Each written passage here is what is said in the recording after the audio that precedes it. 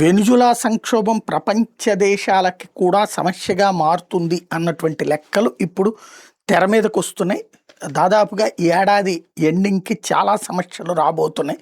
Global markets collapse అవుతాయి. ఎందుకంటే ఇప్పుడు అక్కడ పెట్రోల్, డీజిల్ అన్నటువంటి తక్కువకు వస్తుండటానికి కారణం one of the reason Venezuela కూడా చైనా లాంటి దేశాలకు అమ్ముతూ ఉండటం, 80% చైనా కొనటం, అది ఇతర దేశాలకు అమ్ముతూ ఉండటం తక్కువ కంటే వాడు ₹50 అమ్మితే వీళ్ళు ₹60, ₹65 అమ్ముతూ ఉండటం వల్ల. కానీ ఇప్పుడు అది రాదు. దాంతో కాంపిటీషన్ పెరిగినటువంటి సందర్భంలో, సప్లై తగ్గినటువంటి సందర్భంలో అమెరికా లాంటిది టేకప్ చేసినప్పుడు రేట్ ఎక్కువ పెడుతుంది కాబట్టి పెట్రోల్ ధరలు పెరిగితే ఆటోమేటిక్గా దాని సంక్షోభం ప్రపంచాన్ని తగిలిస్తుంది. రెండోది వచ్చేటప్పటికి వాస్తవంగా క్రూడ్ ఆయిల్ రిజర్వ్స్లో ప్రపంచంలోని భూమి మీదన హైయెస్ట్ వెనిజులా దగ్గర ఉంది. 303 బిలియన్ బ్యారెల్స్ సంబంధించినటువంటిది. ఇప్పుడు చైనా 80-85% కాస్త అది ఆగడం ఒక సంక్షోభం అయితే, మరోవైపున ఇప్పుడు చైనా దగ్గర తక్కువ ధరకు ఎందుకు సరుకులు ఉత్పత్తి చేయగలుగుతుందంటే, ఒకటి ఈ రేట్లు తక్కువకు లాభం వస్తుండటం, ఇంకో పక్కన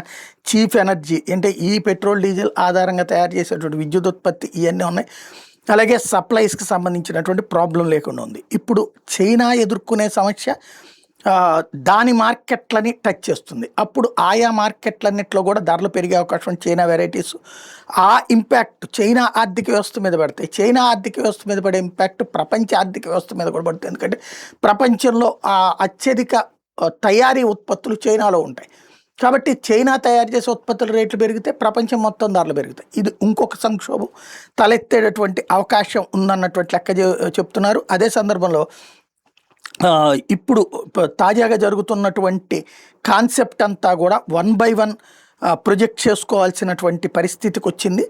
రాబోయేటటువంటి రోజులలో ఈ పరిణామాలన్నీ ఎక్కడికి దారితీస్తాయన్నది ఎవరికి అర్థం కావట్లేదు.